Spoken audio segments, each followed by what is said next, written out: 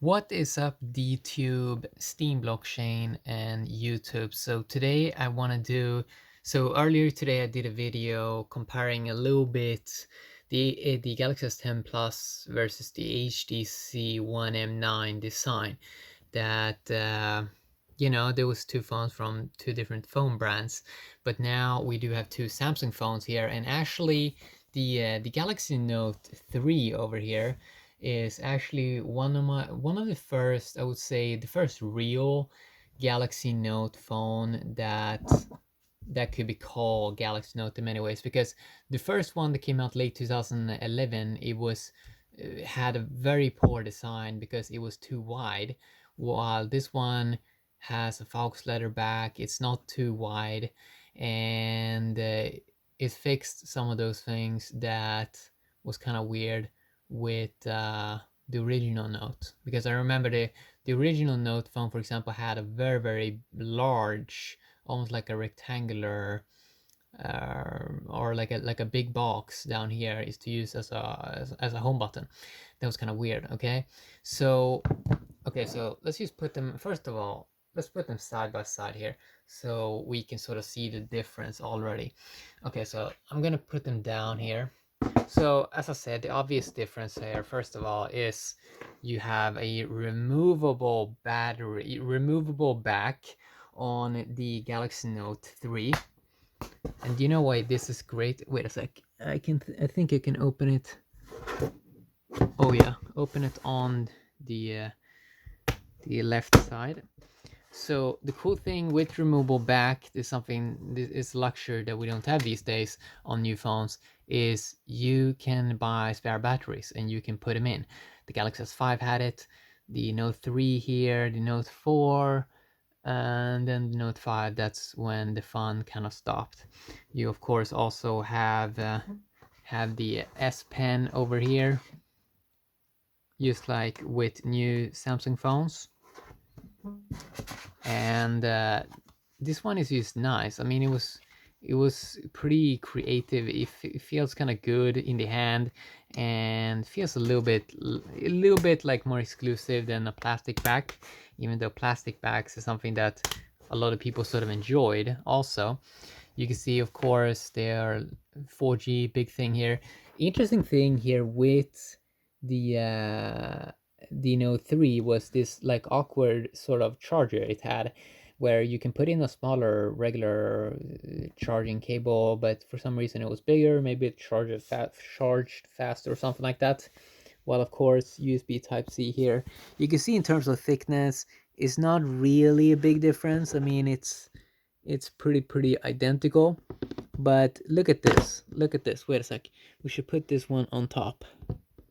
You are gonna notice actually quite some difference in terms of this new Samsung phone has a bigger display. It still is not as wide, okay? They have trimmed it down a bit, so it's way easier to hold, or it feels actually way slimmer. And probably a lot of that also has to do with how they designed sort of the curves on the phone, kind of this water effects, water drop effect or something like that. While this one had a bit more harder sort of this, they call it like the book design. And I'm not sure if I like it because it could feel a little bit weird, but it just makes the device feel larger in the hand. And Samsung probably eventually realized it's just better to try to round it off like they're doing here, and also round off it here on the front side, something that you do not have with this one. I mean, you have a big difference here with a big border there, like a big bezel, so you don't have this curved off thing. So it's actually a very hard edge here, but holding this phone actually feels a little bit better. You can argue in some ways because this feels really smooth here in the background, but it may be a little bit on the side here, may not feel super comfortable. While, well, you can argue that this one is a little bit sharp as well, but yeah, maybe. But it also feels a little bit exclusive also at the same time. So there is I mean, when you're rolling it in the hand like this one feels way better, of course. This one doing the same, it does not feel that comfortable at all. You can sort of feel how you sort of get stuck at the edges. And you can see here from the design perspective in the camera department, it's a single lens over here, Samsung basic, while here you have the new triple, which is of course way more cool. And you can also see that Samsung sort of removed the fingerprint scanner on the backside, and they put it inside of the display down here, while it's something that you do not have on this one. You may have it, I'm not even sure if you have an option to do that inside of this one, because you may not be able to do it.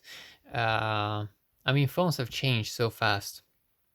I don't think you could do it with the Galaxy S4 and the Galaxy S3.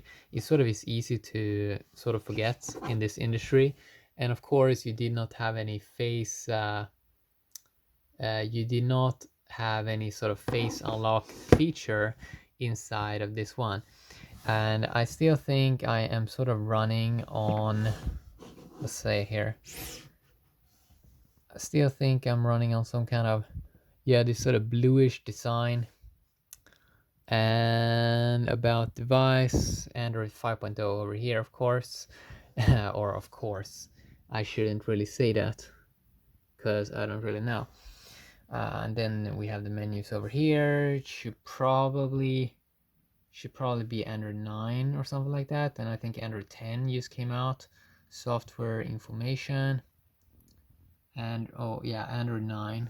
You can see here big design difference. When you have this like big thing over here, I think you have maybe an LED light over here somewhere. And here the Samsung just focused on putting in the camera, stuff like that, and making it so in some, I should say this, wait a sec. In some apps, the camera thing sort of covers the app, which is kind of strange. Seems to be some kind of weird thing with the design sometime, but it's not really it's not really like something that bothers me. I think it may bother some people, especially with symmetry and stuff like that. I've heard that a lot of people have been annoyed also with notch phones when it's in the middle, that they sort of find that annoying. But I think that's just a very small group of people. While of course here you don't really have that same problem. One big thing you of course notice with these older Samsung phones is especially that the front-facing camera is horrible. Something that's kind of easy to forget is, yeah, a couple of years ago, Android phones, front-facing camera, and probably even iOS, the front-facing camera was just horrible. You cannot really use it to do video. I mean, that was like a joke, but barely even selfies. While it's starting to get extremely good on the Galaxy S10 Plus. I mean, it is really good. And also, when new Samsung devices do not have hardware buttons, it's also not something that can like break down over here. Like this is just if the display would break down, yes, then these keys would not work, right? But how often does that happen? So you don't really have to replace maybe this hardware, but then again, maybe you're gonna have to replace eventually in 2 years or 3 years the battery on the Galaxy S10 Plus. But then, I mean, just because this device is so powerful, you can make value by recording cool videos and stuff like that, and you can like buy a spare Galaxy S10 Plus eventually or something like that. So I don't think it's gonna be something that is going to be that annoying for many people eventually. When smartphones are becoming more capable, people are going to see eventually the value with it, I think. Yeah, quick little size comparison here. Not to go over the software or anything like that in this specific video, but just a quick little size comparison and look, and both are cool phones. Like they're really cool devices that you should pay attention to. Yeah, have a great day.